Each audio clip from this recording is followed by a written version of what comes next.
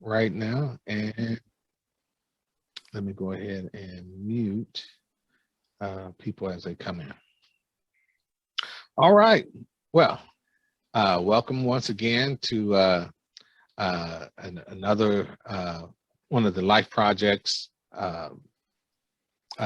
special guest speaker series that we have each third Thursday of the month. This month we have a few guests, and so what I'm going to do as your host, John Jamerson of Legacy Taste of the Garden, I'm going to introduce the man who's going to introduce everyone and go from there. So Okay. we have Roderick Baldy, and Roderick has been with our group for close to 3 years now, and so and he's brought in a lot of our other well received speakers with TN Biotech and a few others that we've had. And so once again, he's come with another hot topic that's going on in the agricultural business right now. And before I introduce to him, I want to take time to point out to everyone that there are at this time 1890 scholarships that are out. And if you guys would, if you have any youth that are in high school or in college that are in their first couple years in high school or college, now is a great time to apply for those. They are due. It originally says January 31st. I just got an update today saying that it's been pushed back to February 15th. Stick to the January 31st due date, and that way you'll make sure that you got it in time. So I just wanted to point that out, just to let our people know out there that there will be that this is out there and available for everyone. And with that being said, let me introduce Roderick. And Roderick, welcome once again, and let us know who you got out there in our in the audience today. That's going to be our special guest speaker. I know I spoke with Steve and have been talking with Dan, but I'm going to let you introduce them and give a brief bio as to who they are and everything. Welcome. Okay. Well, thanks, guys. Appreciate it, John, once again for putting me on the hot seat as always in the spotlight. I know you could have done this, but that's okay. I'll take over from here. Thanks everyone for your time. I'm trying to be very short. Today we're going to have custom enzymes, which is a very unique product, and I'm not going to sit here and tell you everything about it. I'll let the folks who we're going to introduce tell you about that. Pardon me, but I'm on my iPhone, so my screen is very limited. So I'm not sure if Steve jumped on the call or not. But I know Dan is here, and Dan, you have done some laboratory testing with Steve's product, correct? And I think I saw Daryl jump on. Daryl, you there? Yes, I am. How are you, All gentlemen? right. Good, Daryl. Good to talk to you again. So I met Mr. Steve through Daryl, and just, you know how you know a guy that knows a guy, right? Well, Daryl and I are the guys that know the guys, so to speak, who put us together. And then we met Mr. Steve, and we just kind of went from there. So just to kind of pass it on. Has Steve made it on yet? Yeah, I'm here, buddy. All right, Steve, there you go. Okay, so when you talk, you pop up to me. All right, great. Yeah. So listen, I'm going to pass this off to you, Steve. Steve, you have the floor. Mr. Steve and Custom Enzymes, it's all yours. Thanks, Rod. Welcome, everybody. John, Deborah, Chef Joseph, Kamal, Daryl, and Dan. Yeah, I just, well, firstly, I apologize. I'm on my wife's computer, so my name really isn't Alessandra. So, I brought together a couple of key components of the team that's very relevant to a geographical point, and before I get into the presentation on what, who, and why, what we're doing. I'd like to introduce Dan. Dan Pavic is a resident agronomist and veteran in the field of all things agronomy, based in Indiana, which is quite convenient for this conversation. And Daryl, who's been on this journey with me from day one. Daryl's down in Danville in Virginia. So, you know, there are a couple of key components, key members of the team here to answer any questions. And please interrupt and interject where you feel fit. This is a very open sort of segue into custom enzymes and what we do.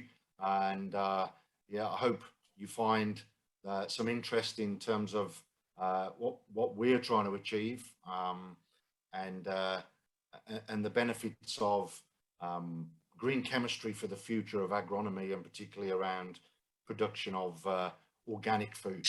So if I may share the screen, and I'll just go straight into the presentation. It should be ready for you. Thank you. Let me just find it.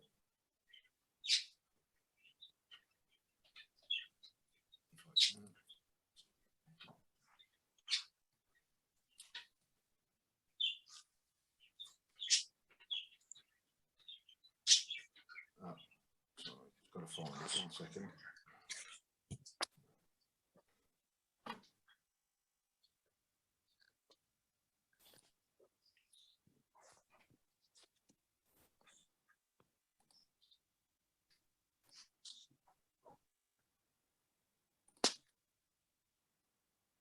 Sorry, it's not loading. Bear with me. Talk amongst yourselves for 2 seconds. All right. Well, while we're sitting there waiting on that to load, Steve, kind of share with us, with everyone, where you're at right now, your location. Yeah, sorry, I'm based in Adelaide in South Australia, formerly out of the UK. So I've been here close to 14, 15 years now. You know, we are a non-borders business in terms of offices in Virginia, in Sri Lanka, in Nigeria. You know, we are very much a global entity. We have a manufacturing and laboratory facility in Gujarat in India, where we manufacture all our enzyme product and then ship across the world.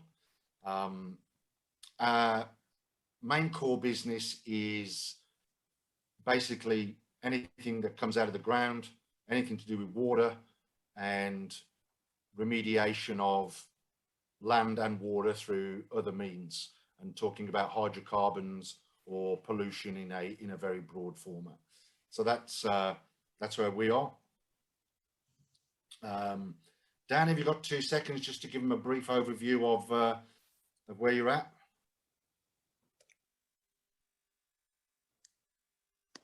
I've lost him.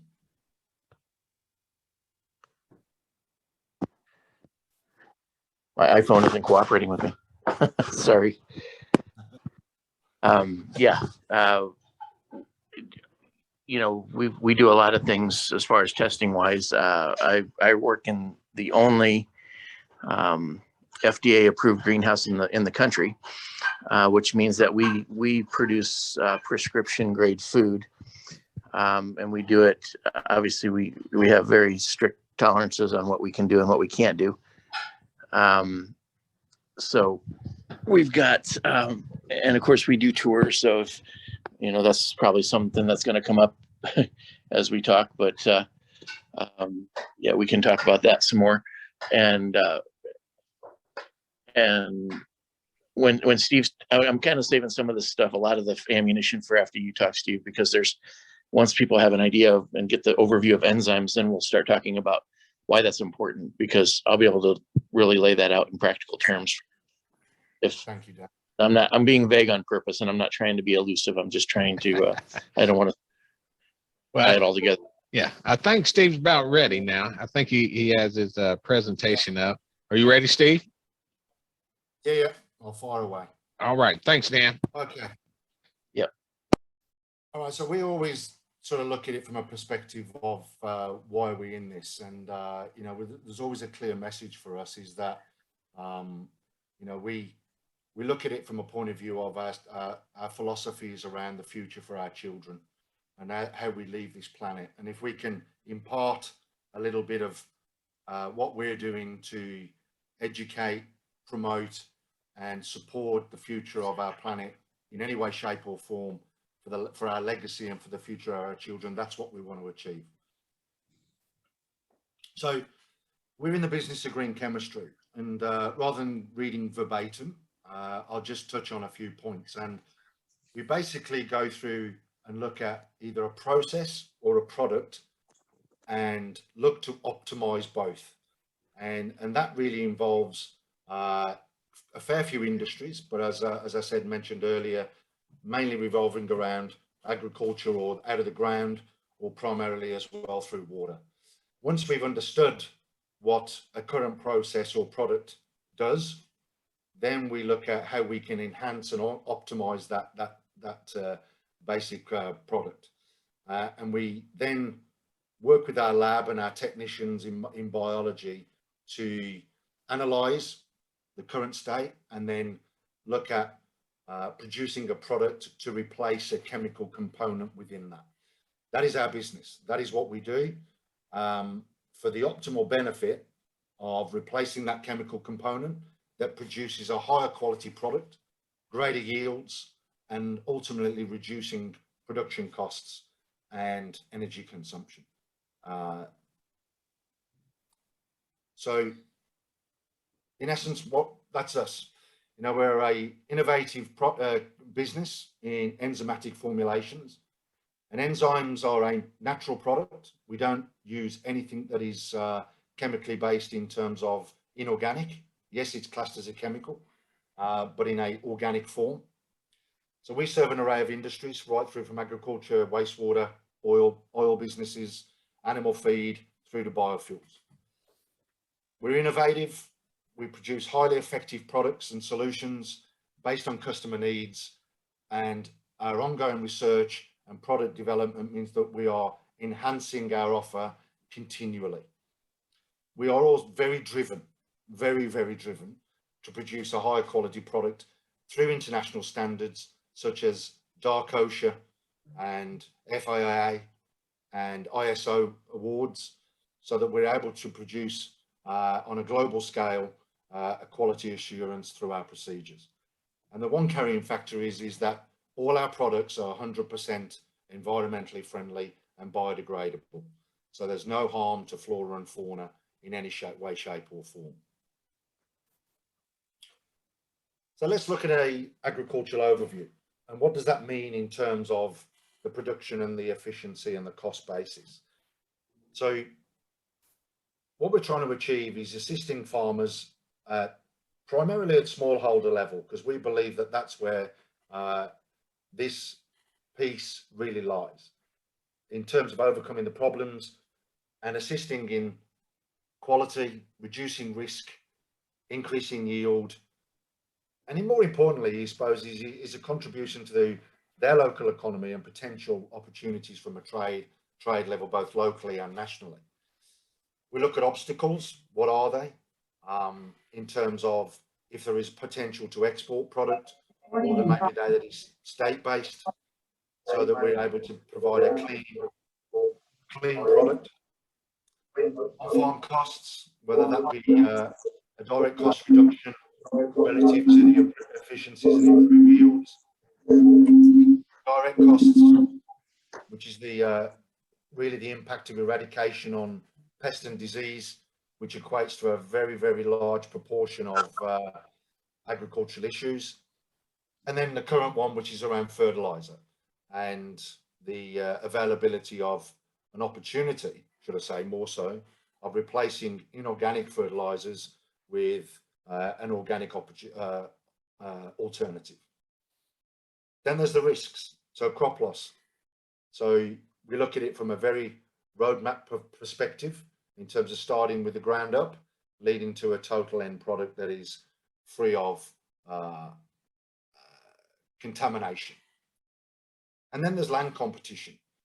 So where we look at crop waste, which is a very big issue across many parts of the world, and how we can redirect that for a purpose of things like biofuel or compost, rather than using food that is designed to use for energy. And then there's input challenges. So the access and the use of chemical fertilizers and pesticides. So again, we want to look at the introduction of enzyme formulations that are basically able to replace that and, you know, start that journey of being a organic farm process. Then there's the agronomy challenges. So around what you put in the ground, how much you put in it, and the timing of all that. And Dan will no doubt touch on that later. So we can provide full training on each individual application that we have, how we use it, the requirements and the frequency to get the best out of each product. Then there's the part that we don't really necessarily get involved in, but it has an impact, which is the mechanicization. So in terms of how do the appropriate machinery that's used, how much power, the availability of how to support those machinery. So in other words, there is a potential offset in terms of reducing cost by using enzymes that may be able to be attributed from a capital expenditure perspective. And then we look at also then general constraints, weather conditions, particularly drought in the higher months, products like PGP, which are able to minimize water when enabling them plants to grow faster, stronger. And that may seem as a misnomer, but it's meant to be. And then there's affordable technology around controlling pests and using those formulations to reduce that risks in pests and disease and negate the use of inorganic chemicals. And the biggest one for us, and the one that's very much on the a pivotal point, is around soil fertility.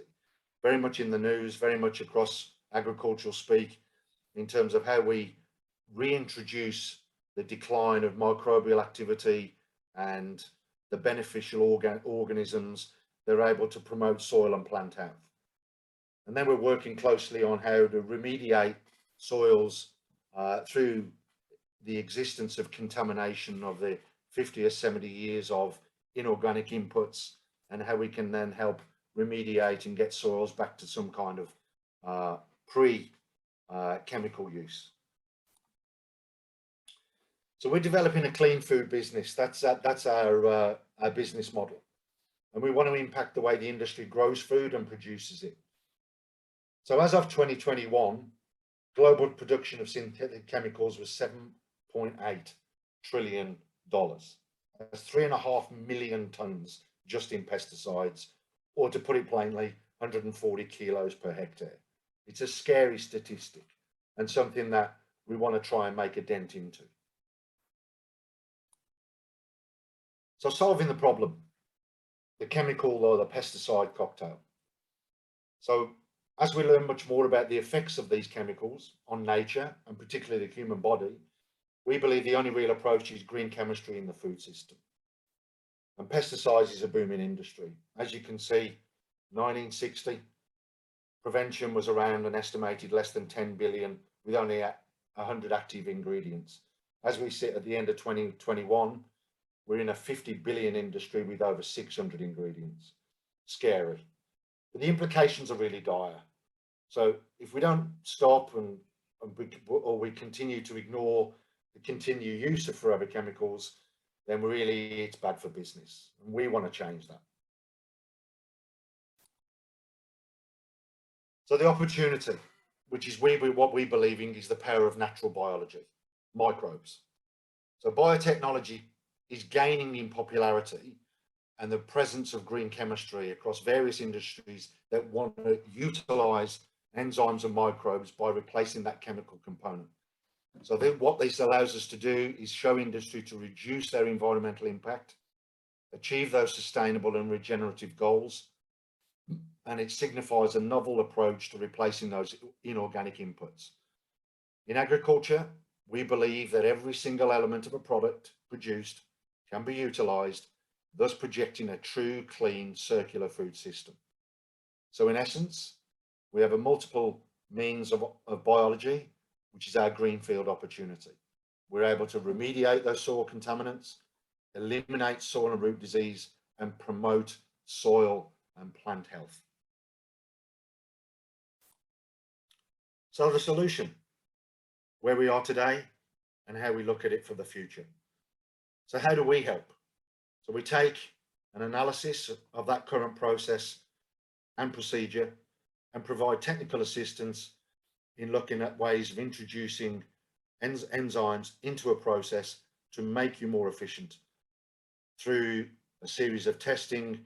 And the ultimate aim is for validation, and more importantly is to get trials and to prove and get ongoing use in a real world scenario. From a stakeholder perspective is to show and demonstrate how to overcome those problems through contamination and promote soil and plant health, and how to utilize that waste in further use. So therefore, the aim is for a quality product, reducing those risks, increasing the yields with what you've already got, but lowering the cost base. And then the environmental impact. So taking stuff that necessarily heads for landfill and diverting it, taking those chemicals away, introducing crop and soil health, and looking at ways of reducing the CO2 impact. And this is really an outline of the contaminated-free agricultural roadmap and how we look at it. So we look at soils, and this involves, you know, it's not a clear and concise and easy thing. It involves a lot of, as I've said, validation and trials and data. But in essence, we want to look at pre-existing contamination, look at the ways that we can impact through multiple enzymes that are able to remove and prepare soils for planting. We believe that it starts from the ground up, and we want to get the soils right. We want to get them healthy again. We want to look at the ways that we can sequester glyphosate that's there and present, the ways that we can reduce other inorganic inputs to start that soil off on the journey that it's meant to, and go back to the way nature intended. Once we achieve that, we then look at the way that we can add biology into the soils and help seeds to become more aggressive within that growth period, from a nursery through to planting and then into development as proper in true plants. So therefore, the activity around microbes and able to stimulate growth to make that plant produce a much more yielding quality, better fruit or ultimately product. But then we look at the way that that's introduced from the point of view of water. And water is obviously a very big component of agriculture and highly used. What we want to achieve is, again, a clear pathway in using water that isn't contaminated. So we have to analyze and look at what is in that water. Are we transferring disease that we believe may be transferred through water contamination rather than just in soils? So we're able to mitigate that through another range of enzyme activity that's able to reduce pathogens within the water supply, remain in the drip irrigation system, clean that irrigation system, and provide a clear pathway for clean water to then promote, again, plant growth through organic input. We then look at pests. We know they could that they cause significant crop loss. We have to start with minimizing the breakout into adulthood. That comes in twofold, where we can provide a herbal spray to ward off adults prior to laying larvae. Then we look at the way that we address that larva and mitigate that infestation by applying a larvicide to essentially hydrolyze the eggs and larvae before they can turn into adults, thus reducing the amount of adult infestation over time. The secondary part of that is disease, which is a follow-on effect from pests that if we are able to reduce the pest infestation, we're then able to combat the disease element. All this leads to, in essence, a roadmap of achieving crop and healthy residue that is disease and contaminant free. So soil contamination. We have a product called REM, which is basically a remediation product that is specifically designed and formulated to remediate and render the persistent contaminants, therefore leaving soils harmless or less toxic. There are various reasons for contamination of traditional remediation techniques that are associated with the negative impacts on the environment. While our solutions are environmentally friendly and suitable, we look at heavy metals, minerals, PAHs, aromatic hydrocarbons, chlorinated hydrocarbons, cyanides, phenols, all those. So what we're able to do is alter the contaminant structure to carry out the normal life function using the energy source. That's the important component here, that we can turn a chemical into a source and render them harmless. Soil health. Again, through the application of green chemistry, we're able to promote enzymatic activity and help microbes thrive on dead root cells, exudates, which is the carbon-rich compound that powers the growth and the activities that result in the secretion of enzymes for the nutrients of plant absorption. As I've mentioned, soil microbes are declining at an alarming rate. We need to bring those beneficial microbes back to life to start then retain the soil fertility and help things like photophotophotase, which helps the conversion of phosphorus, chitinases that are aggressively the key component which act on the fungal organism, should I say, and the deterioration of the plant host, and therefore it's fostering the growth in terms of yield. And protease, which is another enzyme which breaks down the nitrogenous compounds and degrading harmful protein, ensuring the supply of amino acids, proteins, therefore, to individual cells, and therefore it starts to regulate the antigens, the immunity response, reproduction, growth and development. A small pathway into the effectiveness of enzymes and microbes in plant growth. Therefore, plant health. So we look at pests, the significant losses that they cause throughout the world. So therefore, rather than using a chemical to what essentially helps the pest to build up a defense, and chemical companies just then enhance that chemical to make that pest effectively stronger. So we are at a position where we want to stop that. We want to be able to attack that source, which is through larvae and eggs, which then looks at hydrolyzation, and we want it to essentially form part of the integrated pest management as a standardization that we are able to then look at building that in as a product that's generic.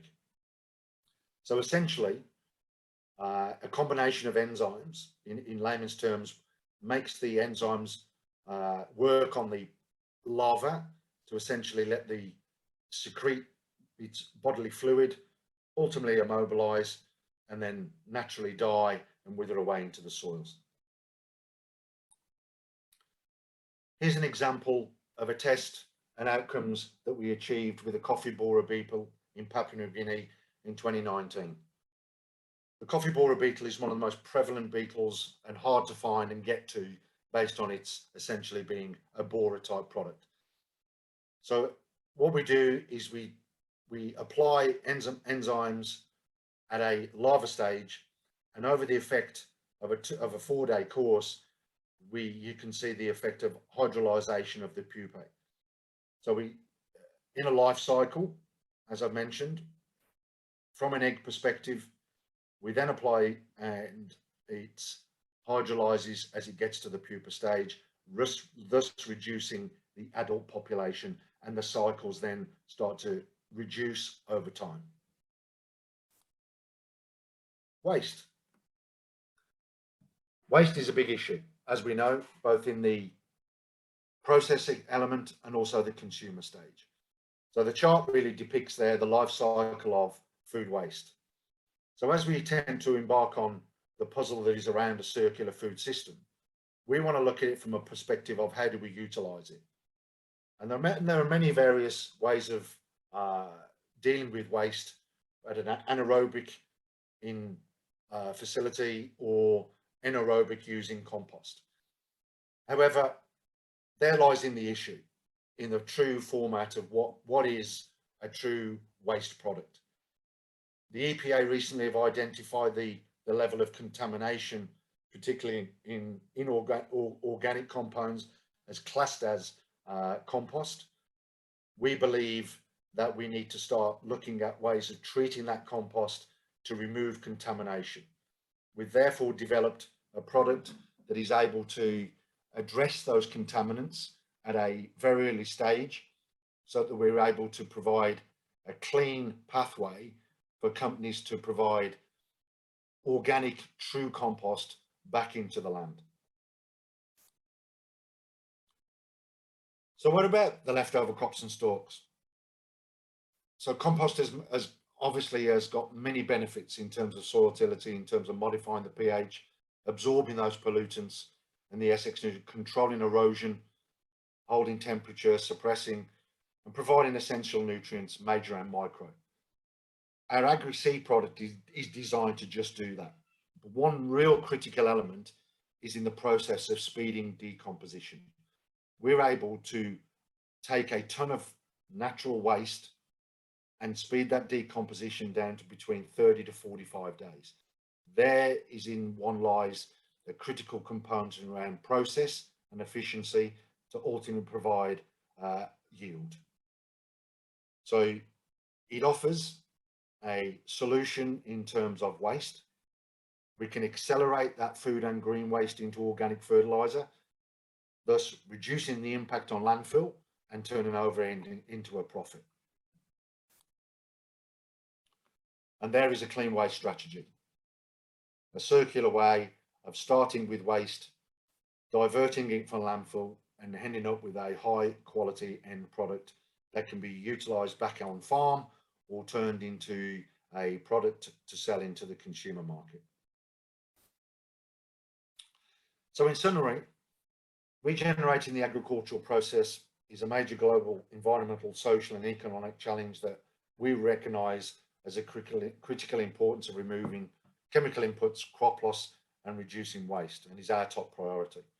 So the promotion of healthy soils must start with a decontamination process, pathogen-free irrigation and the control and eradication of pests and disease before we can start to really understand and promote a truly organic process.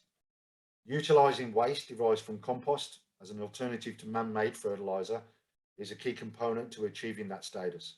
However, the concerns around the level of persistent chemicals in those composts made from food waste streams should be understood, addressed and mitigated prior to land application. To achieve the environmental benefits of diverting food waste from landfills on a large scale or even small, industry must better understand how that food waste is contributed to the persistent contamination in compost and digestate and the potential risk that it lies in human health and the environment posed by applying compost and digestate made from waste, and a more effective strategy to prevent that as we find these and provide that information to stakeholders. So in essence, we look at it from a perspective of removing the old way and moving into a new way of sustainable chemical-free alternatives, using green chemistry to provide a greater environmental impact, using innovation to meet those challenges. Thank you. Any questions?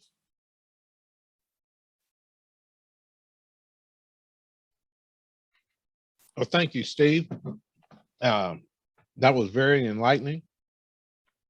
And I want to give an opportunity before I asked a few questions to see if there's anyone else out here who may have a question for Steve. Please unmute yourself and go ahead and ask your question.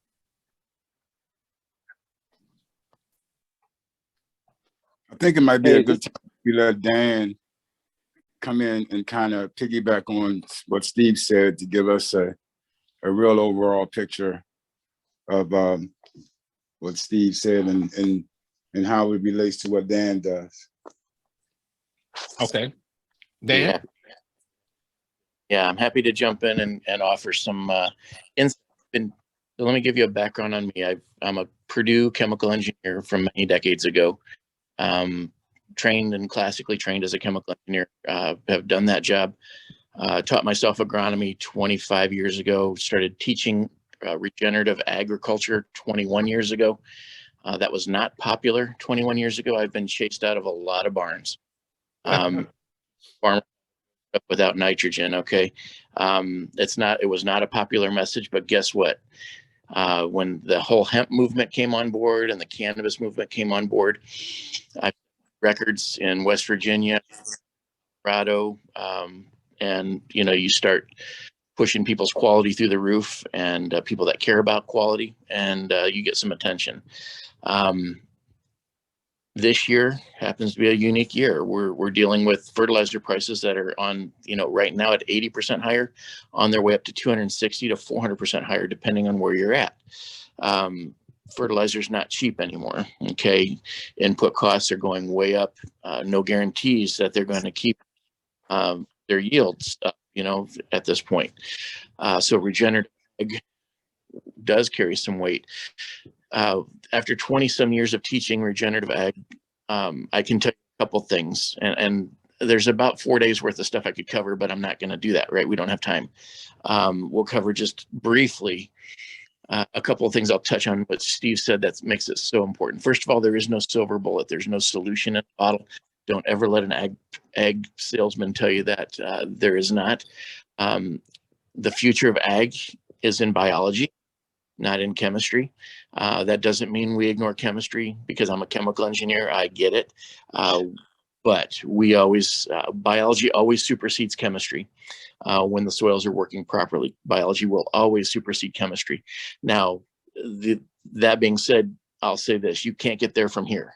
Okay, if you are a chemical farmer and you say, I'm going to switch over and just stop using nitrogen next year, you will not be farming in 2 years. You will be out of business, because you haven't earned the right to do that. You have to earn the right to farm without nitrogen. You have to earn the right to farm without the chemicals, which means that you have to condition the soils. That's why the organic standards are set up to give you 3 years to transition over. They know you can't farm without chemicals just instantly. The thing that has happened over the last 70 years in agriculture in our country and now in the world has been this: the soils, which we call it the use of Roundup, glyphosate, whatever. The use of Roundup is, first of all, ubiquitous. It's everywhere. It's used at such a high rate. They've added now, first it was a single stack, double stack, triple stack. Now we're at a super stack, 8 different chemicals these plants resist. These GMOs are not food. They were never food. They haven't been food since they started making them. That mRNA tech in the food makes them not food. Trust me. Your body responds with inflammation, not enzymes. And that's just that food is produced. The thing that has happened, though, the ubiquitous part of the Roundup is this. When I was at Purdue, Dr. Huber was saying that the stuff was gone in 20 minutes. And after he retired, he became a professor emeritus. He stopped saying, he said, oh, this stuff has a half-life of 22 years. Wait a minute. What happened to the 20-minute argument? We went from 20 minutes to 22 years. That's a big jump. That's a huge jump. And it's a half-life of 22 years. Something's wrong. And it ties up manganese. It ties up iron for 22 years. On a half-life basis. So the use of Roundup, people are out there saying, yeah, it's safe, and that may be true, but what it converts to is amino methylphosphonic acid, which is very not safe, and it's very stable. So glyphosate is very unstable, tends to switch very quickly to amino methylphosphonic acid, which is very terrible. It's very devastating to human health, and it's very stable in that form. So it's the real problem with the Roundup uses is the oxidizing of the soil. So we are taking manganese out of our soils at a huge rate. Now, we're not just eliminating them. It's there. It's just not available to the plants. So it's kind of worthless. So one of the key things I saw here with what Steve is doing with their enzymes is this. And so this is what caught my attention years ago. We can come in and with an enzyme break down a petroleum-based product, which is what? That's every pesticide, that's every herbicide, that's every insecticide, every fungicide. They're all petroleum-based.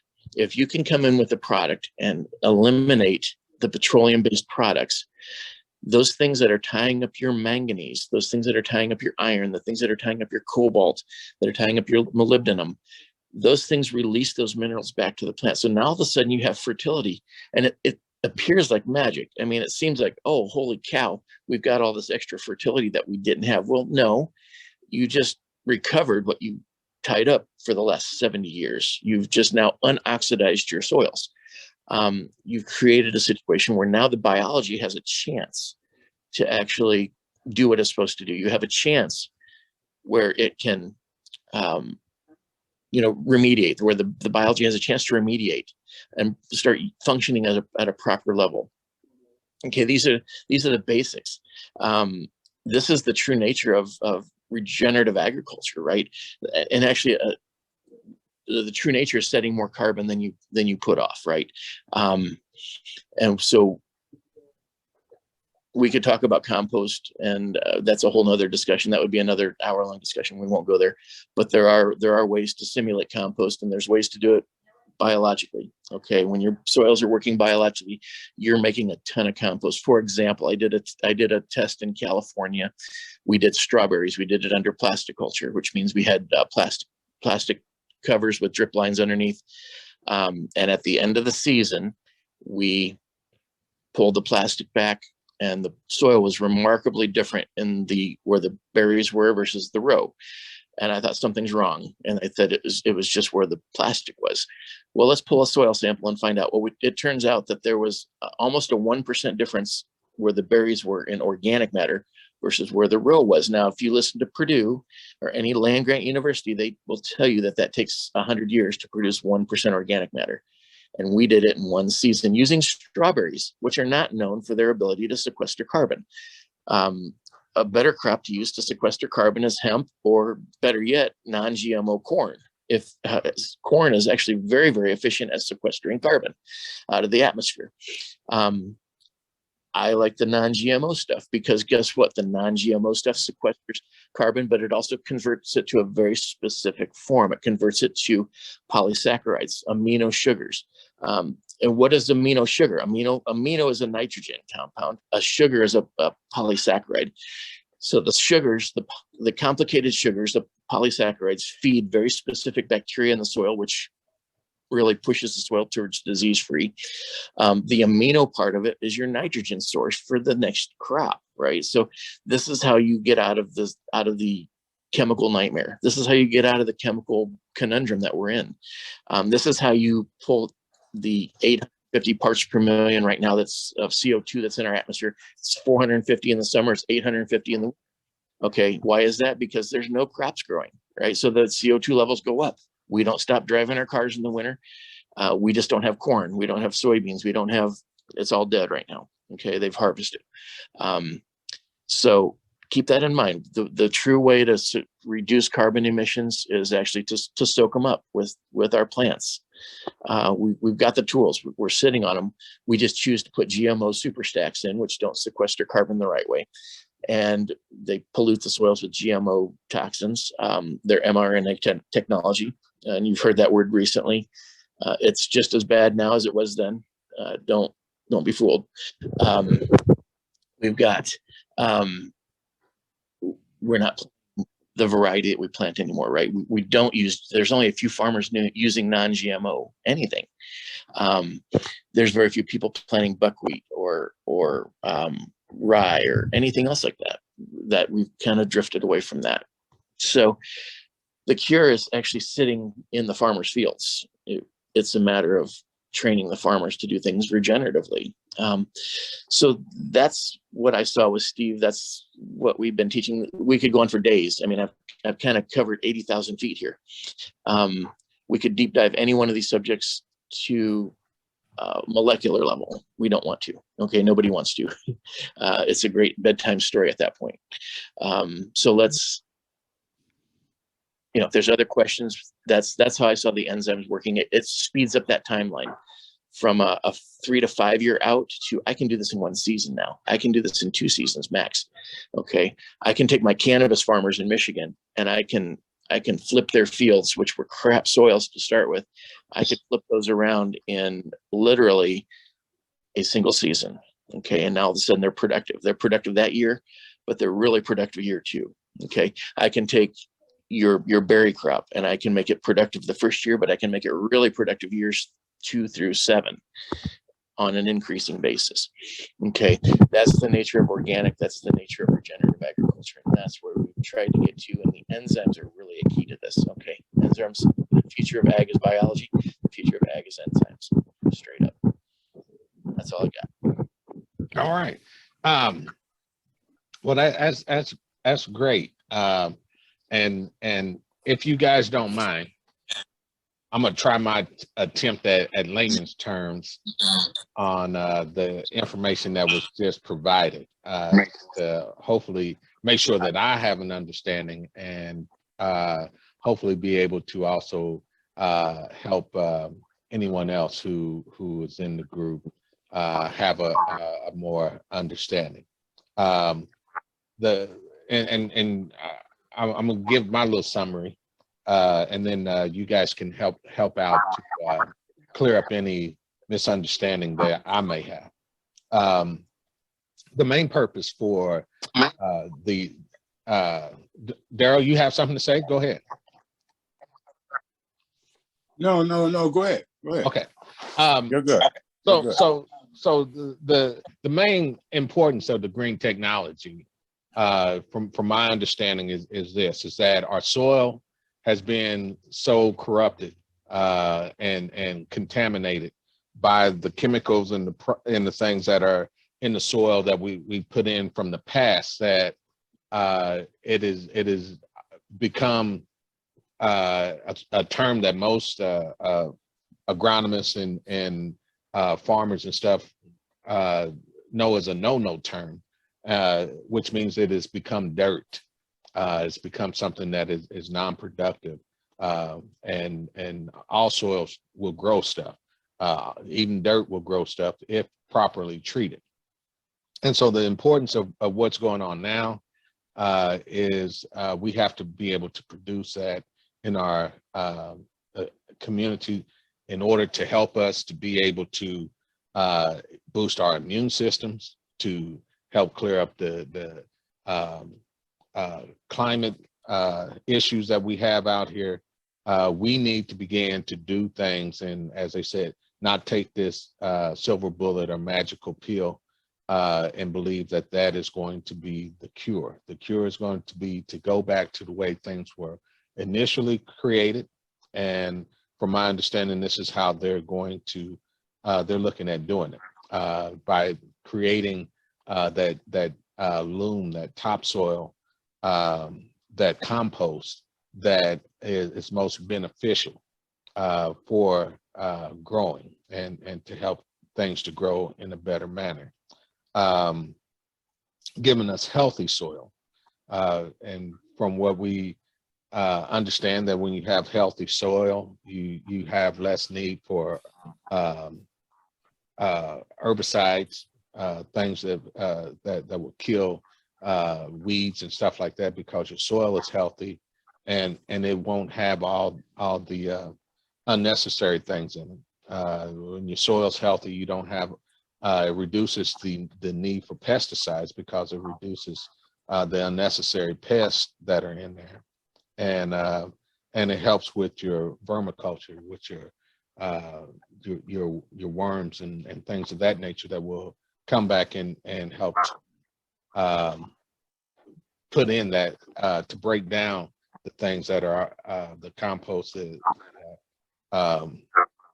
material that is in the soil that help it to grow. And so I was surprised to hear about the I know my father-in-law has complained about fertilizer this year, and to hear that it's going to go up 2 or 3 times more, that's mind-boggling. I mean, it doesn't make sense. My father-in-law has been farming for well, since he's been able to farm. And when he tells me of what the costs were per acre for seed, fertilizer, and things of that nature back in the 70s versus the cost of that today, it blows your mind, especially when you see that profit margin on your crops and stuff doesn't pan out the same way. And so that is a good reason to strongly consider this. This is the way of the future. From what I've heard, and Steve, perhaps you can confirm that in Europe and some of the other countries outside of the United States, that they are starting to demand that the farmers begin utilizing this type of growing patterns and stuff instead of the way of the past with the chemicals and with the herbicides and pesticides and all that other stuff. So correct me if I'm wrong. And I wanted to ask a question also. I know that some of the things that you had talked about was being able to control the pests. We also understand that we have good pests such as bees, which has been something that has been a major issue here for the past few decades. And I was wanting to know how it affects that, and the importance of the buckwheat and the rye. I believe those are things that pulls out a lot of contaminants out of the ground, but I just wanted to be clear on that. And then after you guys answer those couple of little questions, someone that raised their hand, I believe it, let me see if I can pull everybody thing up. Gabriel Mosley had his hand up. So if you guys can just touch on those few little things that I asked about, and if you need me to re-ask one or two of them, I can, but just let me know how close I'm hitting around things. That's Yeah, cool. I'll go ahead and start. You go, Dan. Okay, sorry about that, pal. So yeah, the benefit of using the diversity of crops is actually that each plant sets aside different kind of phytoalexins, which are like basically antibiotics. And so things like buckwheat and things like rye will actually set different kind of phytoalexins in the soil, which actually reduces disease pressure, sets different kinds of carbons, different kinds of sugars, which makes it beneficial for the next crop. So that's the reason for that. The second thing that happens is when you start talking about the need to eliminate bugs and here's how that works. A healthy plant resists naturally bugs and disease. And in fact, we find that a plant that has a Brix level, a sugar content level over a Brix of 12, and if you're ever curious, you can look that up. A Brix of 12 though, and the bugs really don't stick around, can't tolerate it, they don't like it.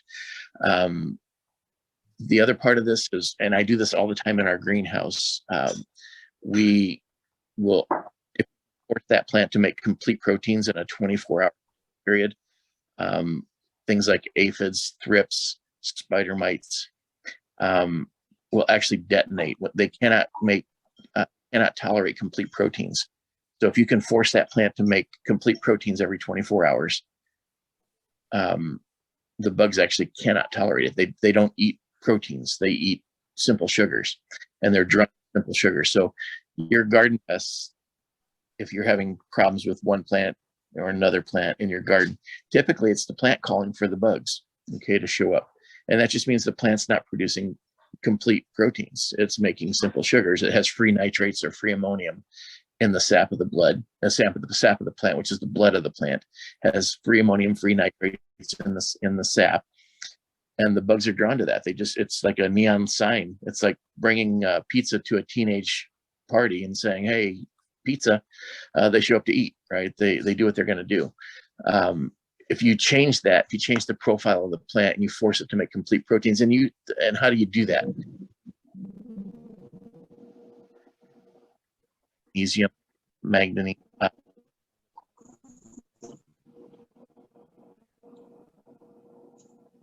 Okay, Dan. 24 hours, and it.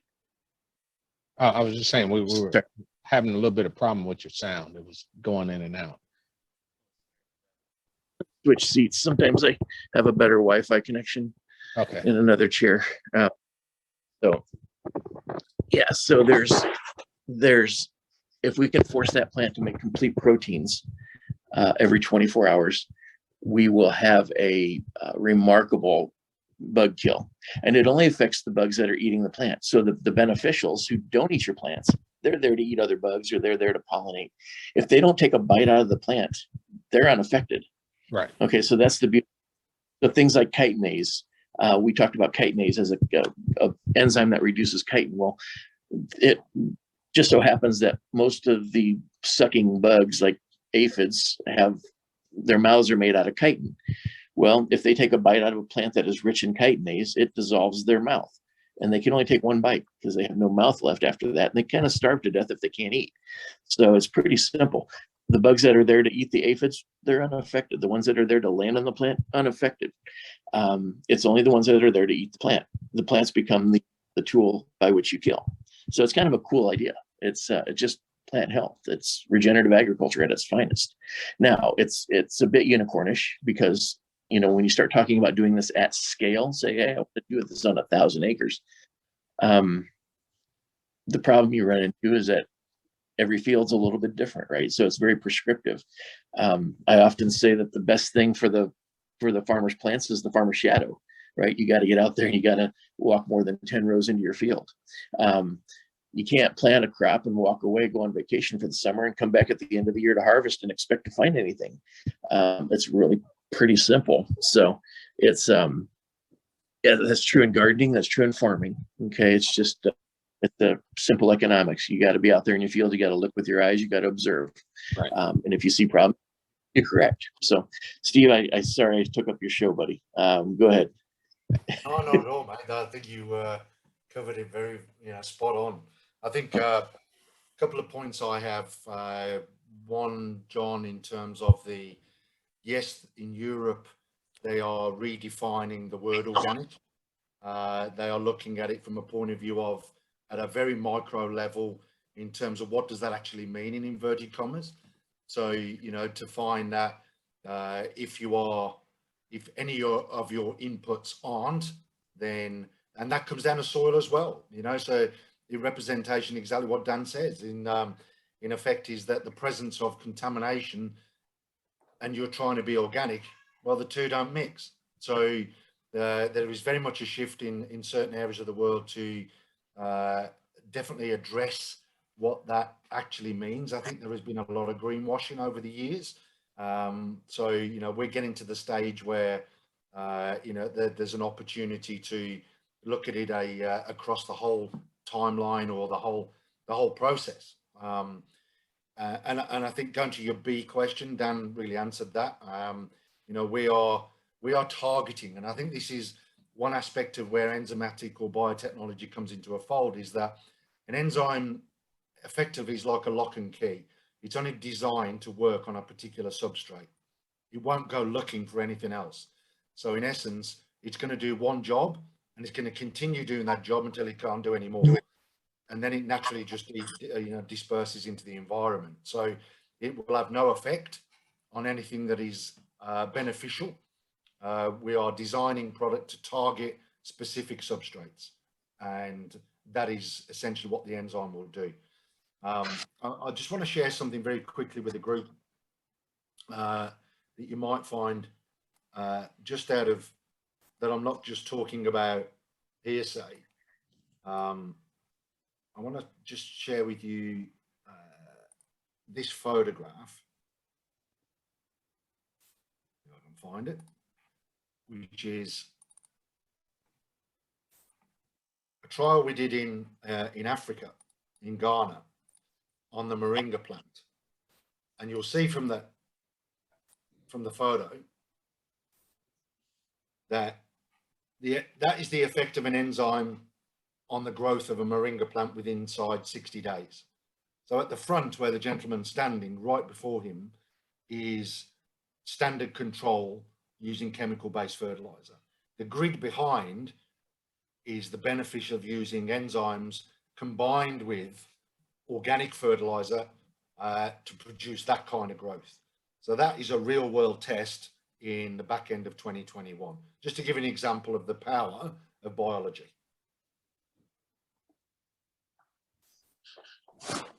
All right. Well, thank you. And that kind of leads to this next, to my question Okay. to the group, and that is, what is it that you guys see, or what is it that you envision based upon what you now know as to, where you are going to, how you would like to position this?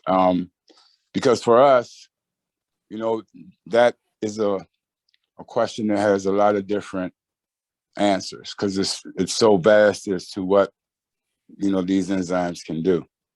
And so, of course, as Steve had mentioned earlier, our focus is to change the entire environment globally. That's just what it is. And based upon what we have to work with and the people we have around us, we feel that that's something that can be done. And we need to be able to get past the roadblocks that keep us from not being able to get the traction and scaling as we would like. So I'm just interested to know how you guys are looking at this. What angle are you envisioning for your group? And is this just domestic, global? What are your true intentions? Well, I don't want to be the only one to speak here, but I will say this. I do see a great opportunity here. And as I've shared with Steve earlier and briefly mentioned with Dan, in the work that I'm doing in Indiana with the workshops and stuff, and have the possibility through this group to do it on a national level, to get this information out and to get it before our people. I know we have a few that are on tonight, but like I said, we take this and we make sure that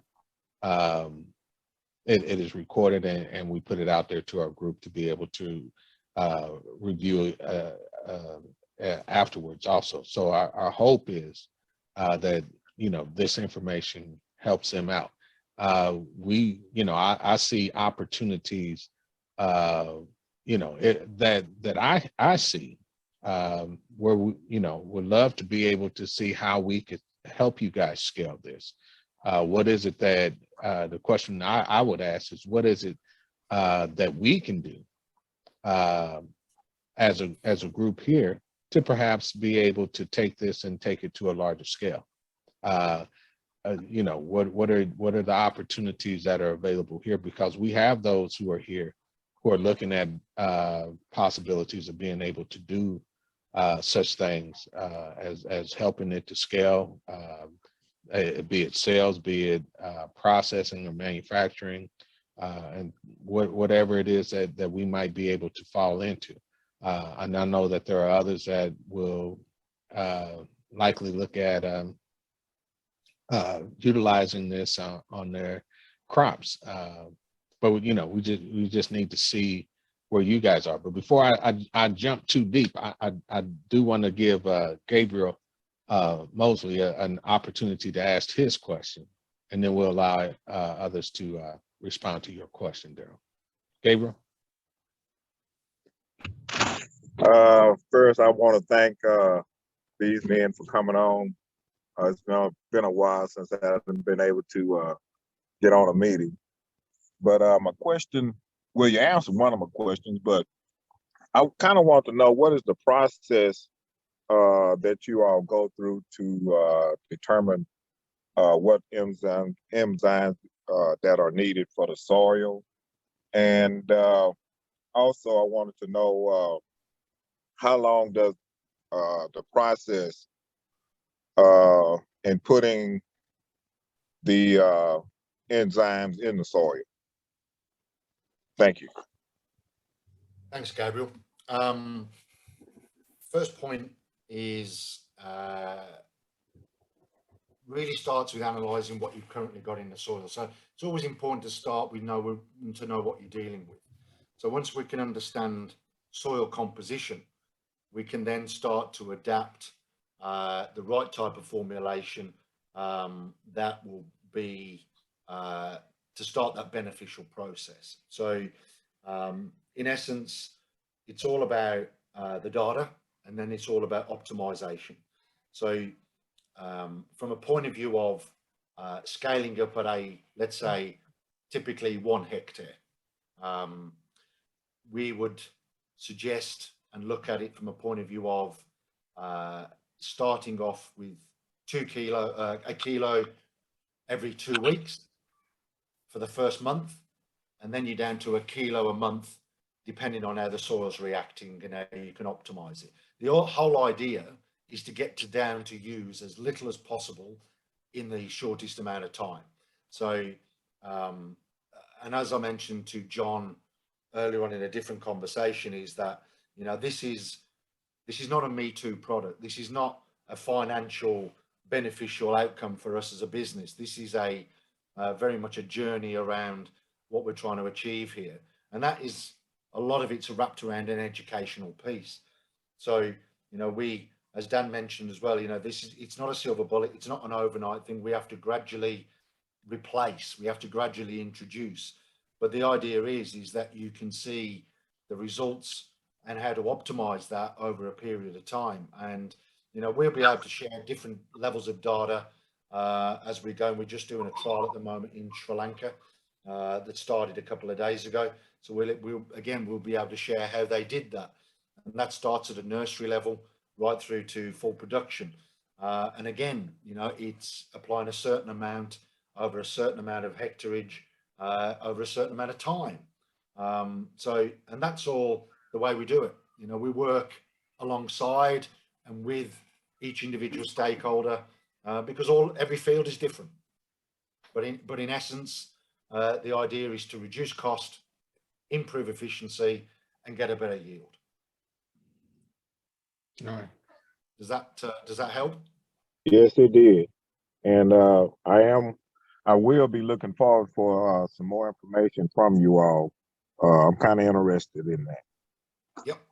Yep. We'll be sharing a lot of information through John, and no doubt in the coming days and weeks. And I think one other important aspect that, and certainly to answer John's question, is that, you know, how do we move forward? And Daryl raised that point in terms of what do we want? What do we want to achieve? We're not going to be able to achieve anything unless there's buy-in from people like yourselves in the industry. And I don't mean that in financial. What I mean is in terms of being able to look at it from a perspective of, you know, yes, I have a quarter of an acre. Yeah, let's do you know, it's all about trial, but more importantly about adoption. And the big part about that, and you could have as much research as you want. And there's no doubt a plethora of white papers out there on different things. But what happens to a white paper? It sits on a shelf and then somebody rewrites another one. What we want to do is we want to bring the research and adoption piece together so that we're able to have that as a outcome and not just a validation. We want to make sure that in real world that we're able to say, Gabriel, on your piece of land, we're able to demonstrate that we can do this, this, and this on a very small scale that then we can enhance and move into it and scale it up. That is the intention. Excellent. Tim, you have a question or comment? Yeah, Steve, on the slide of the picture that you showed, what was the growth of the merengue, like in what stage of growth was the merengue behind the guy versus the one that was in front of him? At what stages were those growths? That they were concurrent in terms of growth over a 60-day period, Tim. And the reason I say 60 days because that was the point of first harvest. So it was left to get to that point. Although you can harvest it earlier, what we wanted to show was the true potential of that growth and what you can achieve in terms of yield against normal inorganic input. And I've got many more photos. I just wanted to show you that one as an example. So we can actually, and I will share and demonstrate the whole timeline over from start to finish. So you can see that, it was a standard progression of, the two versus each other in terms of the actual outcome. Okay, cool. All right, thank you. Pleasure. Any other questions or comments? I've got, sorry, John, I'm going to jump in. I got one for Chef Joseph. Okay. Where can I get some kick-ass sauce from?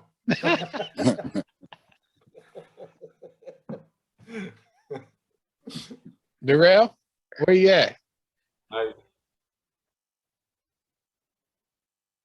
We'll make sure you get some. I put it that way. Chef Joseph. So look back to Yeah. Chef's on. She's on, still on mute. Yeah. But until he unmutes, so in reference to you guys' pedigree and what you're doing now, in reference to integration, one of the things that we have to address, and that is being able to have this product available in the U.S. Mm-hmm. Now we do have an office in the U.S., but our product is still not on the approved list of the governing bodies when it comes to these type of products. So the question now is, do any of you have any relationships that can help us to integrate our product into the U.S. or the domestic market, where we seem to, we run into roadblocks, it seems. And not that, we are really, not that the roadblocks are such that, we can't bust through. We are kind of making some strides. We're doing something with Safer Choice, or in the process of doing something with them, and possibly get some USDA approval. I think as we've come to find out, EPA is really not where we should be focusing or need to be focusing, but more USDA. Steve can maybe add more to that.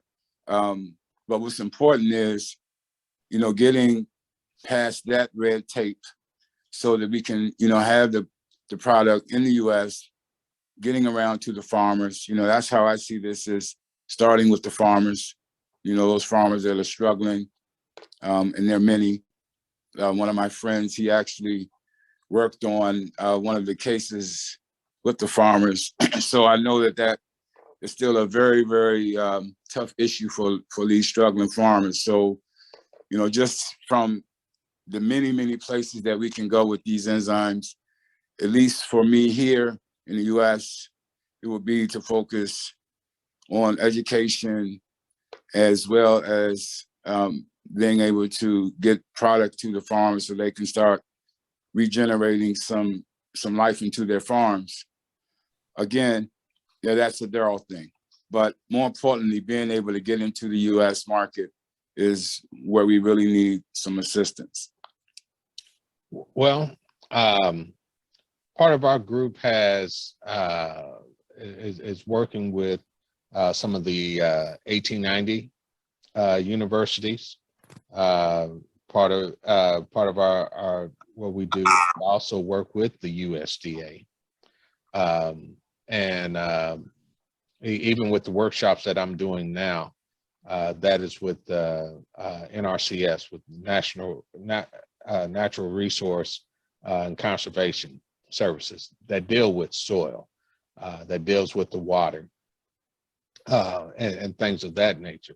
And so in our relationship that we're in the process of building with them now, this could be a great tie-in with them, because this is something that they're really starting to push here in the with the USDA, is this regenerative soil and compost. And we got a brother up there, Joe Collard, that he grows some some of the biggest collards that there are out there. Now, if you guys are able to have an impact on what he grows, versus with this here versus other things, and especially if they are something that is can be also considered beneficial and things of that nature. I think that this could be something that could easily be looked into and worked out. I know that Tim, he has special things that he grows. He grows mushrooms and things of that nature. I know he needs special types of enzymes and things of that nature to grow what he's growing, and as well as Gabriel down there. And so my thing is that we have in our group, we have with I'm trying to think of her name, Dr. Joe St. George. They came to us with her group not long ago, who was wanting that they're in the process of doing a pharmacy that through the farm, where they're able to write prescriptions and things of that nature. And one of the things that they're looking at is being able to grow the most healthy plants and things of that nature for what they're doing. So I think we have a lot of tie-ins. Will it be something that's overnight? I think that you guys have already answered that question. This is not going to be something that is just going to, you're going to wave a magic wand, get a ton of money, and we all going to be happy.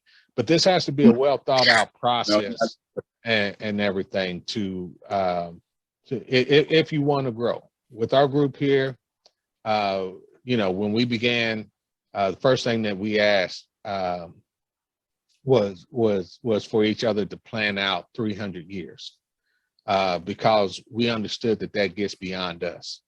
When you just go 5, 10, 25, 50 years, you can still conceive that you might be around during that time. If you go 100 years, some of us might think that we might still be around. But when you start going 200, 300 years, you know that you basically gone beyond your life cycle and you're planning for the future. And so that's our approach. We're not, of course, we need the money. We want to be able to survive off of it. But ultimately, we know that what we're doing is a passion for the future and not so much just for the right now, have my cake and eat it right here and now. But it's to be able to prepare. Well, and I'm glad you brought that up. I'm glad you brought that up. That's very important, because this definitely is not a race. This is a journey for sure. But one of the things that I think that, now knowing, what you guys kind of do is, because we want to be very aggressive in reference to how we move. We're not sitting back and waiting any longer. We have too much to do, too many other opportunities that these enzymes have created that we don't even have the time to look at this time. So I think what's important here, and Steve, you can, kind of chime in as well, is that, you guys are already growing. Mm-hmm. So why don't we start creating some pilots with what you're already doing? It just only makes sense. Yeah. Since you're already growing right now, why don't we, get you guys some enzymes and create some pilots and take some small swaths and make something happen. But let's get something done, because we've been kind of at this for a while. We'll work out everything else when it comes to, the red tape. We'll get through that, but let's get something in the ground. And, you guys already have some things moving, so it only makes sense that we do that. Steve?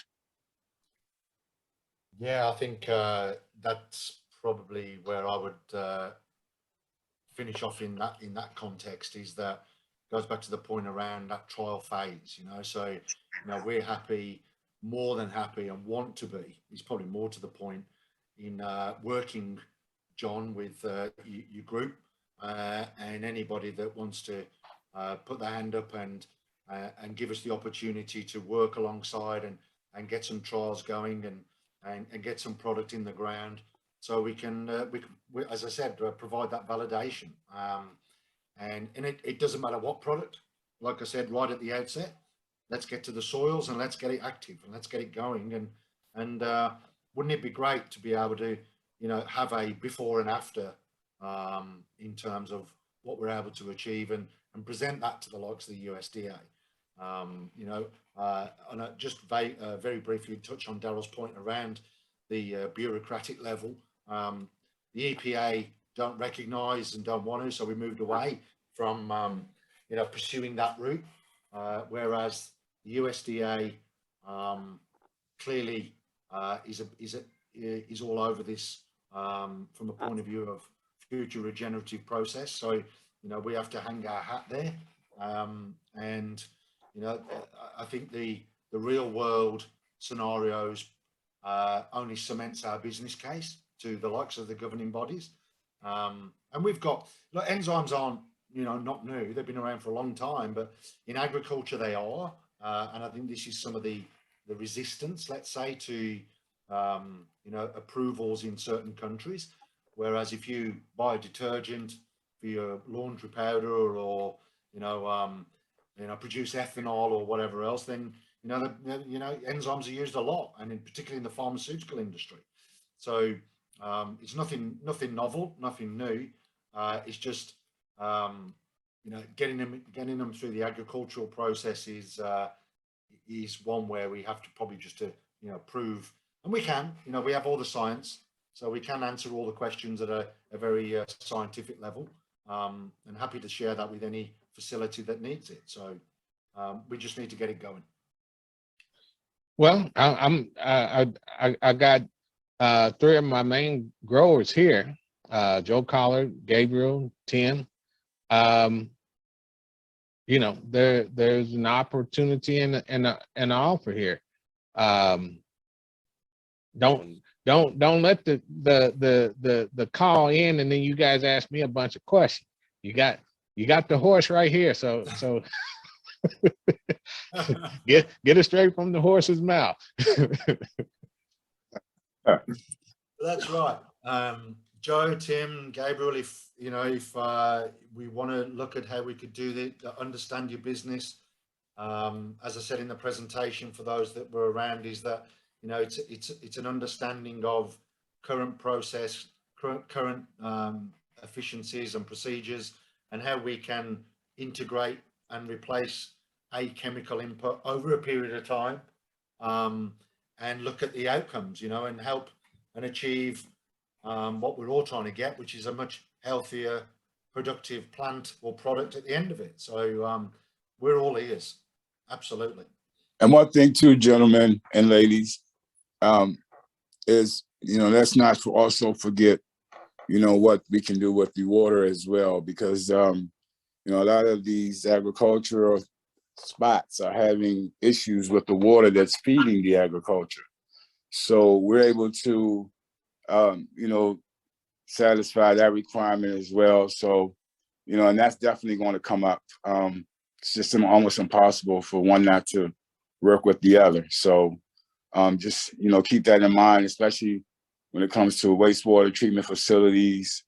You know, we have the capability to be able to remediate in all of those areas. So definitely keep that in mind.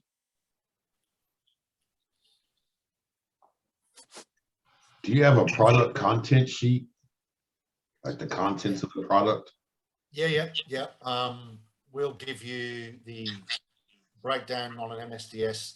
So, you know, in terms of material data, and also we can do certificates of analysis in terms of the composition, and also some trial data on other areas, so you can see some of the outcomes. So we're happy to provide information, Joe. All right, thank you.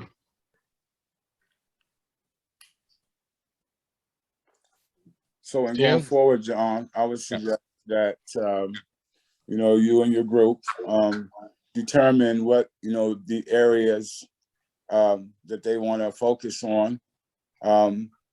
whether it's, you know, an acre, less, whatever the case may be. And, you know, we come to some type of understanding and how to start getting these trials done. Because the sooner that we can do that, and especially, you know, we're going to be getting past this bad weather soon. It'd be nice to get something in the ground soon, and really get something going right away, something that we can, you know, literally have our hands on immediately. So this shouldn't take long. It's just a matter of you guys just determining what you want to, you know, invest in reference to your land, and we just go from there. We'll figure out the cost and we'll keep it moving. Is this product available now? Products Yes. available now. Yeah. Yes. Okay. I have raised beds, so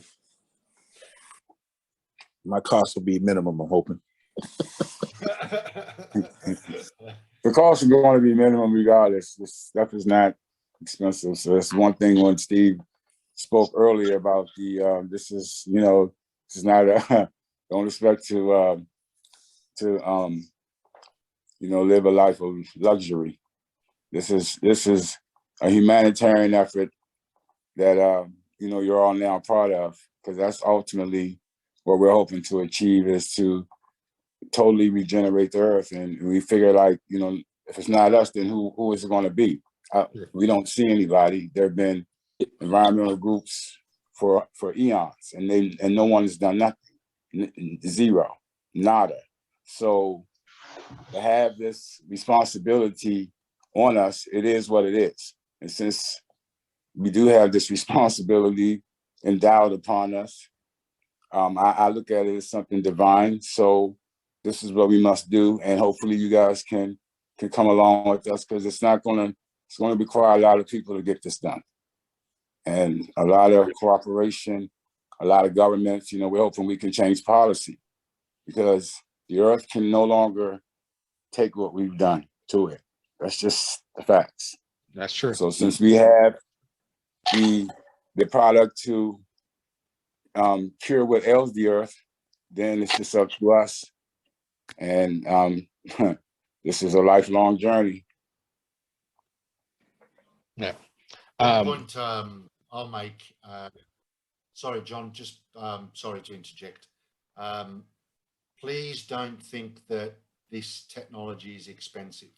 I don't. I want to. It's a bit of a misconception in today's world. If you turn the clock back 15 years, you'd be paying an enormous amount of money for biotechnology. In today's world, in terms of enzymatic process, we're all about trying to help you reduce the input. So it's not an expensive commodity. It's a very beneficial, cost-effective solution. And that's I want to say that from the it's one of the questions that comes up a lot, and we just want to reiterate right from the get-go is that this is affordable, very affordable. Okay.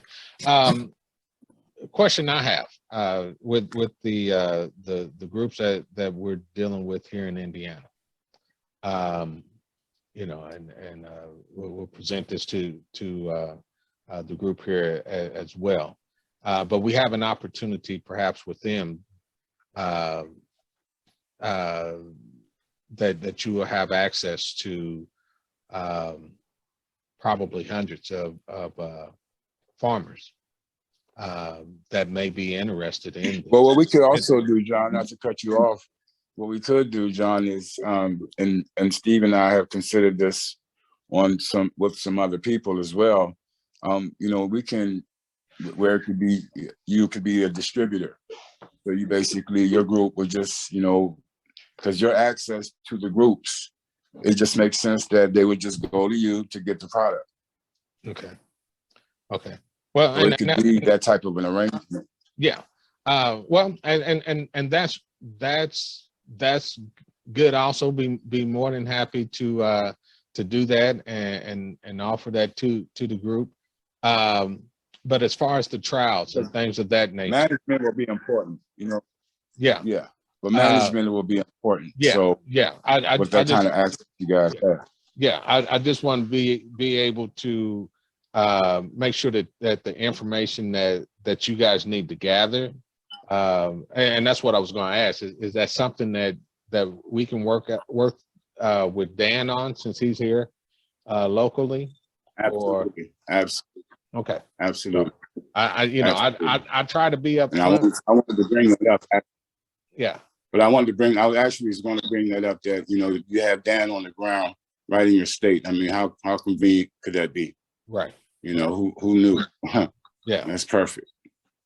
Well, that sounds very good. And definitely would love to explore this a little bit further. I know Joe and them are down there in Texas. Tim, where are you at, in Virginia? Trying to remember. In Georgia. Georgia. How did I get Virginia? I don't know. Anyhow, I guess I where have I'm. Yeah, I don't know. Anyhow, but anyhow, we got him. Go ahead. I'm from Baltimore. Baltimore. Okay. All right. Well, I knew I had the East Coast, but I couldn't picture. So just being respectful of time and everything else, we've gone a little bit over what we normally go. But if you guys could, I believe Dan put in his information. Just put into the chat for everyone. Contact information if it's for Daryl, or and if we need to go through Rod, we can do that. We have no problem. Most of everybody here has Rod's information. But and if you got any websites or anything else that they might look up, if you can put that into the chat, and we'll I'll tell you what, we'll make this simple. Steve, why don't we just forward John an email with all of our information, websites and everything, and then John, you can just get that to everybody to have everything that they need. They need to get in touch with us. Most definite. I'll put that in the email when I send out the video, and I'll also attach it to the video. So thank you guys for everything. Deborah, did you have anything?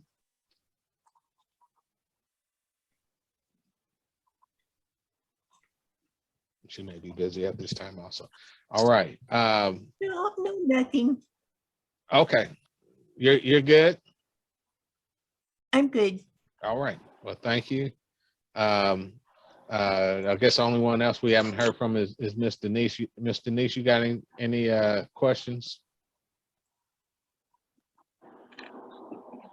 No, I don't. All right. And Gabe, I saw you came off of mute, so that if you got something to say, now's the time. You know how they say in church, all hearts and minds clear. All right. Well, with that being said, I want to thank you guys for being on, Steve and Daryl and Dan for being on. We want to thank Rod for bringing you guys in. This has been something that I've been doing a little research on here recently, and really been trying to push and promote this.